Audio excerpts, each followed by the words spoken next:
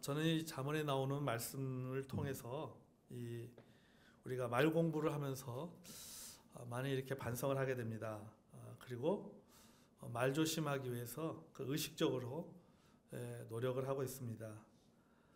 우리가 아무리 좋은 의도라 할지라도 표현에 있어서 바르지 못하거나 또는 적절하지 못하면 부정적인 결과를 가져올 수밖에 없다는 것을 저는 이 잠언의 말씀을 우리 좀 공부를 하면서 많이 깨닫게 됩니다. 우리가 지난 수요일에는 생각하고 하는 말은 사람을 살리는 말이 된다고 했습니다. 반대로 생각하지 않고 마구 내뱉는 말은 결국 사람을 죽이는 말이 됩니다. 그러니까 우리는 생각하고 말을 해야 됩니다. 아멘. 자, 생각하고 말하기 위해서는 두 가지 방법이 있다고 했습니다. 첫째는 뭐랬죠? 경청입니다. 그러니까 즉 대답하기 전에 들어야 된다라고 하는 것입니다. 상대방과 이야기할 때는 자신의 말만 하는 사람은 지혜로운 사람이 아닙니다. 상대방의 말을 정확하게 들어야 됩니다. 그리고 그 말 속에 담겨 있는 의미를 제대로 알고 이해해야 됩니다. 그리고 나서 내 쪽에서 어떻게 말해야 할지를 신중하게 생각하고 말해야 됩니다. 그래야지 그 말이 사람을 살리는 말이 됩니다. 둘째는 절제된 언어 사용입니다. 그러니까 우리는 표현에 있어서도 말 조심해야 됩니다. 소위 우리가 막말을 조심해야 됩니다. 입을 잘 지켜야지 고난을 면할 수 있다라고 잠언이 말씀하고 있습니다. 아무리 좋은 말도 아무리 좋은 내용이라 할지라도 표현에 문제가 있으면 내용이 묻혀버리는 거예요. 그렇기 때문에 우리는 절제된 언어를 사용하는 것이 굉장히 중요합니다. 그러니까 말의 내용이 진리라 할지라도 그 진리를 표현하는 방법에 있어서 그것을 적절한 표현으로 사용하지 못하면은 결국은 그 진리는 묻혀버리는 거예요. 그렇게 되면 뭐예요? 내가 하고자 하는 말의 의도는 완전히 다 이제 없어져 버리는 거예요. 없어져 버리고 소위 말해가 아주 그 본말은 없어져 버리고 딴 말 가지고 뭐라 거리는 그런 결과를 가져오게 됩니다. 그렇기 때문에 우리는 절제된 언어를 사용하는 것이 굉장히 중요합니다. 아멘. 그래서 자, 우리가 지난주에 말씀을 이제 정리하면 이거죠. 우리가 생각하고 말하기 위해서는 두 가지를 늘 생각해야 된다. 첫째는 경청, 대답하기 전에 말하기 전에 들어야 된다.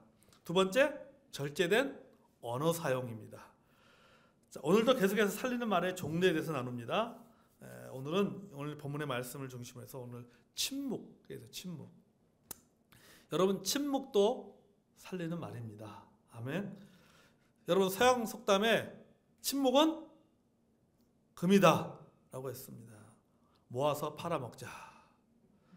요건 내 말이에요. 침묵은 금이다까지만 알고 있으면 됩니다. 침묵은 금입니다. 이 말은 뭡니까? 침묵이 필요할 때가 있다라고 하는 거죠. 혀를 다스릴 줄 안다는 것은 부정적인 결과가 내가 하는 말이 부정적인 결과가 예상될 때는 침묵을 지킬 줄 아는 능력을 뜻하는 겁니다. 그게 바로 혀를 다스리는 능력이에요.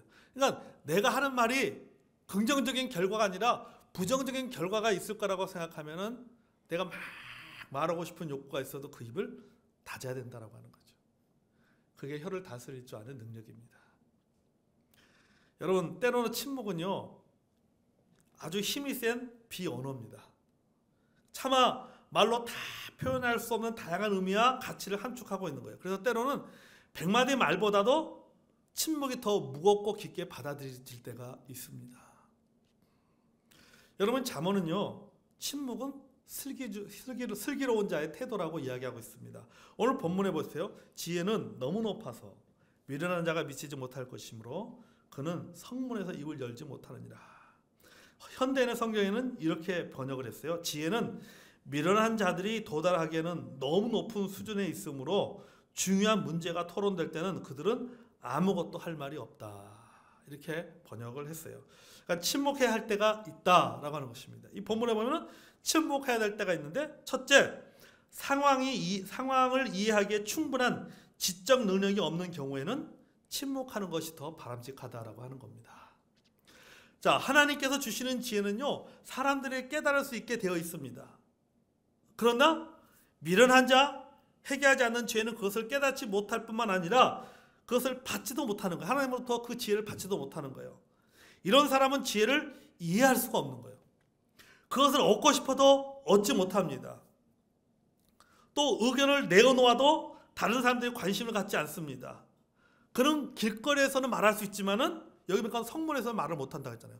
길거리에서 말할 수 있지만은 지혜롭고 현명한 사람들이 많이 모인 성문에서는 입을 열지 못합니다. 그러니까 오히려 그 자리에서는 침묵하는 것이 더 지혜로운 방법이다라고 이야기한 거예요. 그것이 지혜로운 방법이다.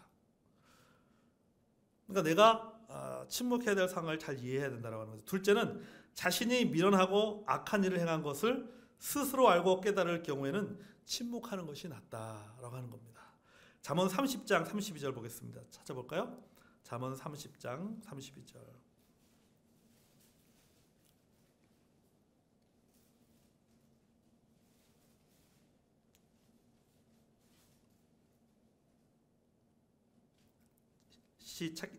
읽겠습니다. 시작.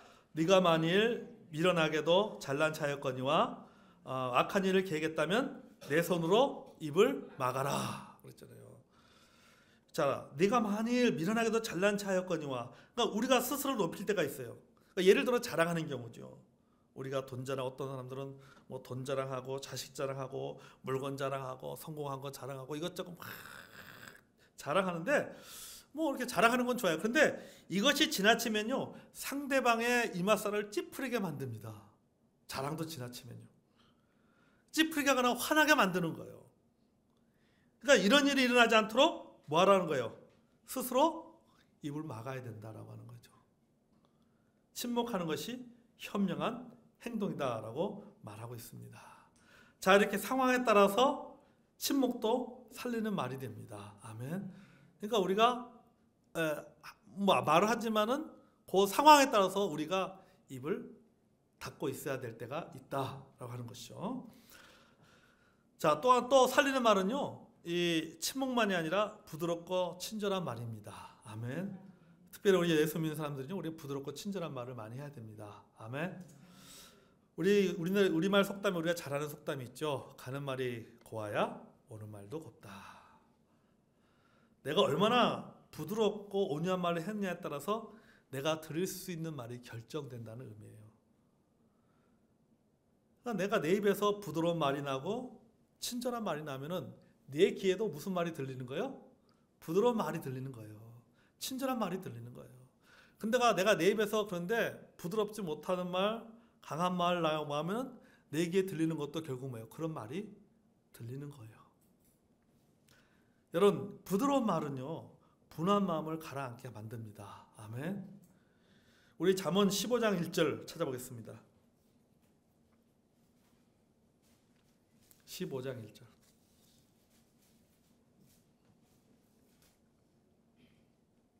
자, 시작. 유순한 대답은 분노를 쉬게 하여도 과격한 말은 노를 격동하느니라. 아멘. 현대인의 성경에는요, 부드러운 대답은 분노를 가라앉혀도 과격한 말은 분노를 일으킨다. 그러니까 어떤 말을 하느냐에 따라서 이미 일어난 분노를 가라앉힐 수도 있고, 반대로 뭐예요? 분노를 일으킬 수도 있다. 그러니까 말이라고 하는 것이 물이 될 수도 있고 기름이 될 수도 있다라고 하는 겁니다. 불 붙은 것에 물을 부으면 꺼지잖아요. 그런데 불 붙은 것에 기름을 부으면 어떻게 해요? 불이 더 일어나는 거죠. 여기 유순한을 나타내는 그 히브리어 단어가 라카크라고 하는 단어인데요. 이 단어가요, 시편 55편 21절에서도 사용되는데 내용은 이런 내용입니다. 시편 55편 21절에 보면요, 그의 입은 우유 기름보다 미끄럽다라고 기록을 하고 있어요. 그의 입은 우유 기름보다 미끄럽다. 그래서 이 뭐냐면은 이 부드러운 말은요, 기름과 같은 성질이 있다라고 하는 거죠. 기름과 같은 성질. 여러분, 이 기름 어떻습니까? 미끌미끌하잖아요.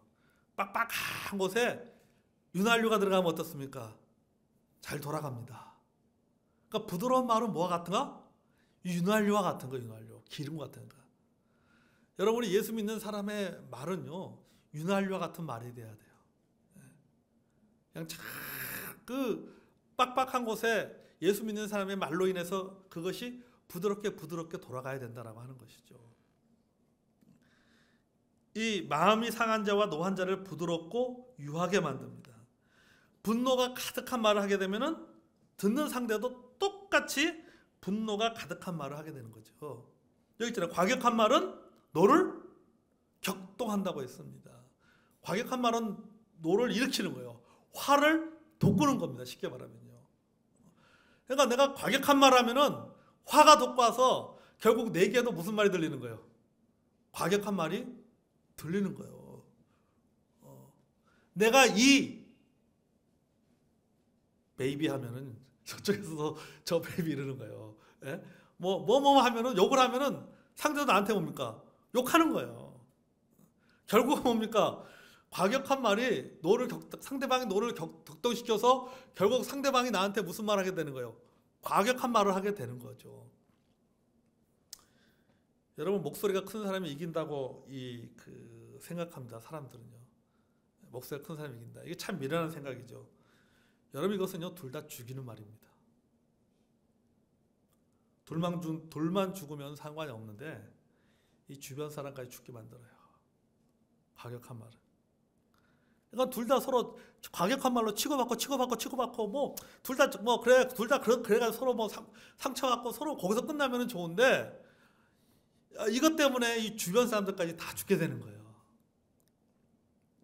그래서 여러분, 우리가 교회에서도 보면요, 교회 일 때문에 서로 목소리 높이다가 결국 서로가 교회를 떠나게 만드는 일들이 참 많이 있어요. 주변에.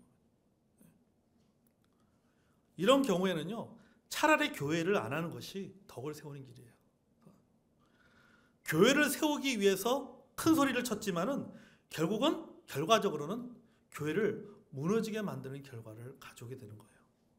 그렇기 때문에 여러분, 우리가 교회에서 일을 하다 우리가 주님의 일을 하더라도 우리는 목소리를 높여서는 안 됩니다. 아멘. 부드럽게 이야기해야 돼요. 부드럽게. 아무리 내 의견이 옳고 아무리 같다 할지라도 여러분, 우리가 예수 믿는 사람들은요, 그래 주님의 일을 어떻든 간에 다 주님의 영광을 위해서 우리가 일을 한다고 하잖아요.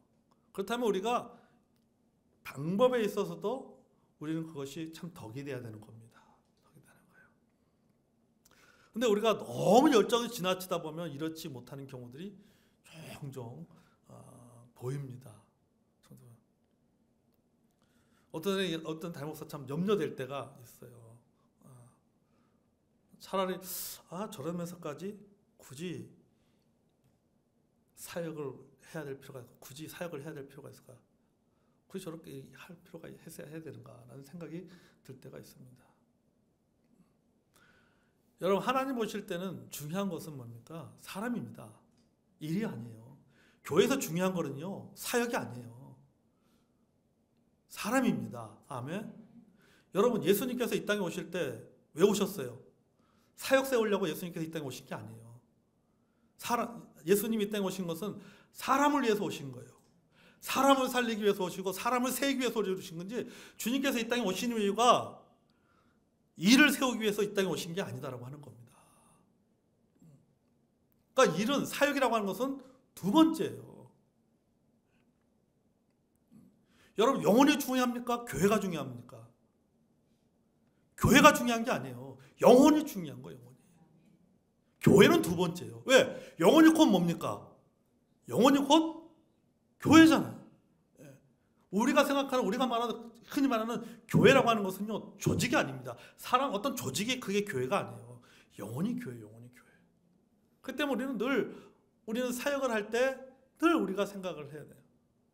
그래, 우리는 방법에 있어서도 우리는 친절하게, 부드럽게 우리가 일들을 감당해 가야 됩니다. 아멘. 제가 예전에 사역하던 교회에서 깜짝 놀랐어요. 회의를 들어갔는데요. 그 집사님들끼리 막 싸우는 거예요. 그래서 막 한 번에 팍 내팽개 치고 나가는 거예요. 굉장히 처음 봤어요. 그런 과정을 처음 봤어요. 그런 거. 굉장히 충격적. 야, 저러면서까지 꼭 일할 필요가 있을까라는 생각 든 거잖아요. 여러분, 우리가 결국은 우리가 교회를 세우기 위해서 하는 일이라고 하지만 우리가 큰 소리를 내고 과격한 말을 하고 하면 결국 이건 뭡니까? 세우는 게 아니잖아. 무너지게 만드는 거다. 아멘. 그렇기 때문에 절대 교회 안에서 여러분 큰 소리 내지 마세요. 회의할 때. 진짜 부탁을 하고 싶어요. 큰 소리 내죠. 부드럽게. 올라오면 좀 내려앉고. 그러니까 제가 했잖아요. 혀를 다스릴 줄 안다라고 하는 것은 뭡니까? 내가 하는 말이 부정적인 결과를 가져올 거라고 예상되면 뭡니까? 입을 닫을 줄 아는 것이 그 혀를 다스리는 능력이라고 했습니다. 아까 말한 그게 뭡니까? 그게 침묵이죠. 침묵. 그것이 오히려 하나님께 더 좋은 결과를 가져올 수 있다고 하는 겁니다. 여러분, 유순하고 부드러운 말을 가지고 유순하고 부드러운 마음을 가지고 유순한 말을 하는 사람은요, 상대방의 노를 가라앉히게 할 수가 있습니다. 아멘. 그래서 우리 예수 믿는 사람은 부드러운 사람이 되어야 됩니다. 아멘. 언어도 부드러운 언어를 사용해야 됩니다. 부드러운 언어로 우리가 노한 사람의 마음을 가라앉히면서 조용히 대할 수가 있어야 된다라고 하는 겁니다. 반면에 여기 과격한 말은 오히려 부드러운 사람의 마음까지도 상하게 만듭니다. 그에게 화나 노를 격발하게 하는 원인을 제공할 수 있어요. 그러니까 이로 인해서 상대방에게 상처를 주는 겁니다.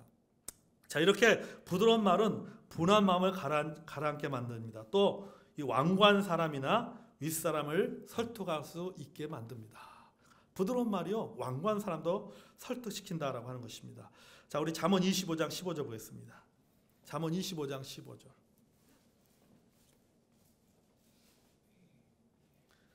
여러분, 참 이 말씀, 잠언 25장 15절 말씀이요, 참 이 말씀 얼마나 여러분 귀한 말씀인지 뭔가 같죠. 자, 시작. 오래 참으면 관원도 설득할 수 있나니 부드러운 뼈를 꺾느니라. 아멘. 자, 여러분, 부드러운 말을 하는 혀는 뼈를 가지고 있지 않습니다. 여러분, 혀가 뼈가 있나요? 뼈가 없잖아요.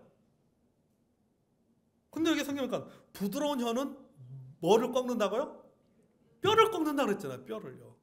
부드러운 혀가 뼈를 꺾는다. 뼈가 얼마나 딱딱합니까? 얼마나 단단합니까? 근데 혀는 아무것도 없잖아요. 말랑말랑 한단 말이죠. 근데 하지만 뼈보다 강한 뼈를 꺾을 수 있다라고 하는 겁니다. 뭐가요?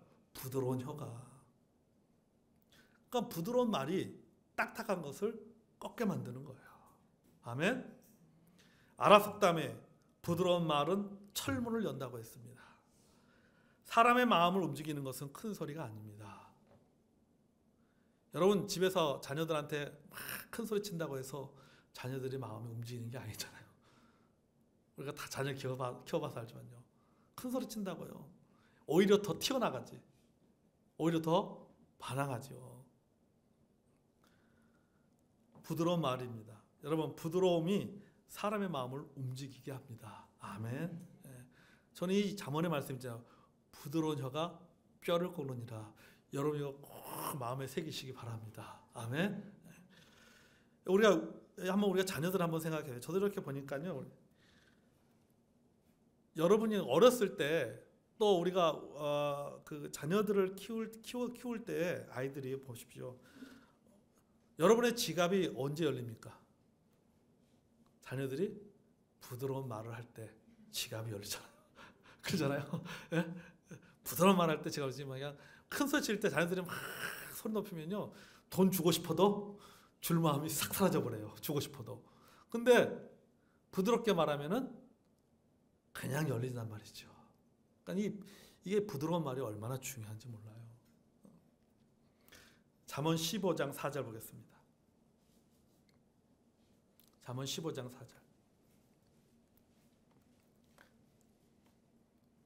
자, 또 읽어보겠습니다.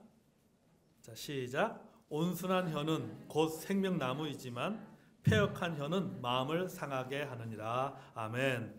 우리 그 현대의 성경은요, 따뜻하고 부드러운 말은 생명나무와 같아도 잔인한 말은 사람의 마음을 상하게 한다고 했습니다. 그러니까 부드러운 혀는 상대방을 진정시키거나 마음의 평정을 가져오게 합니다. 마치 무엇과 같아요? 생명나무처럼 사람의 마음을 살리는 겁니다. 뭐가요? 온순한 혀가, 부드럽고 따뜻하고 부드러운 말이 다른 사람의 마음을 살립니다. 반면에 폐역한 혀는 다른 사람의 마음을 상하게 하는 역할을 한다는 겁니다. 아멘. 그래서 우리가 부드럽고 온유한 말은 바로 우리의 마음에 평안케 하는 효력이 있어요. 우리는 부드럽고 온유한 말을 해야 돼요. 그래서 상대방의 기분을 풀어주고 그들의 평안을 누리고 생명의 길로 나아갈 수 있도록 우리가 도와줘야 됩니다. 아멘. 그러니까 내 입에 내 말이 부드러운 말이 결국은 생명이에요. 사람을 살리는 것은 폐역한 말, 과격한 말이 사람을 살리는 것이 아니라 무슨 말이 사람을 살린다? 부드러운 말이 사람을 살린다. 부드러운 말. 그래서 집에서도 남편에게도 부드러운 말을 하시기 바랍니다. 아멘. 자녀들에게도 부드러운 말을 하세요. 막 올라올 때가 있죠. 그렇죠. 올라올 때서 막 한마디 해주고 싶을 때가 있습니다. 저도요. 우리 아이들이 전반적으로 아이들이 부모의 말씀 어기고 이런 건 없지만 어떤 때는 막 이렇게 막 좀 한마디 해주고 싶을 때가 있어요. 사실 한마디 해주고 싶을 때가 있어요. 근데 그때 말하면은요. 이게 확 이게 센 말이 나올 것 같아. 막 어떤 센 말 꼭 참습니다. 그럼 언제 하느냐 하면요. 어디 차 태워서 어디 대다 줄 때. 그때 얘기합니다. 그때 얘기. 아니면은 주로 아니면 문자로 보냅니다. 문자로 보내요. 근데 어떤 때는요. 문자로 보내는 게 더 좋을 때가 있더라고요. 카톡을 해가지고 문자를 딱 보내요. 그러니까 내가 하고 싶은 말을 문자로 쫙 써가지고 보냅니다. 그러면요. 딱 읽고 한참 있으면요. 답이 와요. 답이 오더라고요. 이렇게. 그러니까는 내가 하고 싶은 그 말을 그 아이의 잘못되고 지적하고 싶은 것들을 내가 그때 막 그 자리에서 막 했다라고 생각해 보세요. 그러면은 아마 그 아이는 그 말을 받아들이지도 않을 것 같고 오히려 서로 더 관계가 악화되고 또는 어떤 경우에는 또 상처를 입을 수도 있어요. 저도 막 그 기분을 이기지 못해 어떤 감정을 이기지 못해 가지고 더 막 이렇게 말을 할 수도 있겠죠. 근데 이렇게 글을 쓰다 보니까요. 뭐가 있냐면요. 언어 표현이 부드러워집니다. 일단 그러니까 글이라고 하는 것은 말은 생각보다 입이 먼저 나올 때도 많이 있지만 글이라고 하는 것은요. 글은 생각하면서 쓰기 때문에 정리가 되지는 거예요. 내 생각이 정리되고 내 표현이 정리가 되는 거예요. 그러니까 오히려 그것을 보냈을 때 그걸 보는 그 아이가 그것을 오히려 더 잘 이렇게 받아들이고 나중에 보면 죄송합니다 하고 이렇게 그 답장이 오고 그런 것들을 많이 제가 경험을 했는데 여러분 우리의 말이요 어떻든 간에 우리가 여러분 표현에 있어서 우리가 온유하고 부드러운 말을 해야 됩니다. 아멘. 그것이 바로 사람을 살리게 된다라고 하는 것입니다. 자, 결론적으로 말하면 우리의 말이 생명나무가 돼야 됩니다. 아멘. 생명의 샘이 돼야 됩니다. 다른 사람을 살리는 말이 돼야 돼요. 그러게 먼저 우리의 말이 온유하고 부드러운 말이 돼야 됩니다. 여러분 우리가 그릇을 씻는 설거지통에다가 음식을 담는 사람은 없습니다. 그릇도 사용하는 용도에 따라서 다르게 취급하잖아요. 설거지통에다가 여러분 음식 담지 않습니다. 음식은 깨끗한 그릇에 담습니다. 우리의 입은요 그릇과 같습니다. 우리는 우리의 입으로 하나님을 찬양합니다. 우리의 입으로 하나님께 기도합니다. 우리의 입으로 사람을 사랑한다고 말합니다. 또 우리가 우리의 입으로 축복한다고 얘기합니다. 그런데 사랑한다는 그 입에서 하나님 앞에 기도하는 입에서 하나님을 찬양하는 입에서 더러운 말이 쏟아져 나옵니다. 분한 말이 쏟아져 나옵니다. 막말이 쏟아져 나옵니다. 그렇다면 여러분 그것은요 설거지통과 똑같은 거예요. 설거지통에 음식을 담는 것과 똑같은 거예요. 여러분 그 입에서 나오는 기도가 응답이 되겠냐는 거지. 하나님을 찬양하는 그 입에서 분한 말이 나오고 저주하는 말이 나오고 더러운 말이 쏟아 나오는데 또 그 입으로 기도한단 말이죠. 그 더러운 입으로 하나님 앞에 기도하는데 여러분 그 기도가 응답이 되겠습니까? 여러분 그래서 예수 믿는 사람은요 우리가 말 조심해야 됩니다. 아멘. 입을 조심해야 되는 거죠. 말 잘해야 되는 거예요. 우리의 말이 내 영혼을 살리고 주변을 살리고 교회를 살리는 말이 되고 하나님의 영광을 드리는 말이 되기를 바랍니다. 아멘. 우리의 입이 진짜 살리는 말이 돼서 또 하나님 앞에 기도에 우리의 입이 살리는 말뿐만 아니라 그 입을 통해서 하나님을 찬양하는 그러한 아름다운 입이 되기를 주의 이름으로 축복합니다. 자, 우리 찬송하겠습니다. 455장 찬송하겠습니다.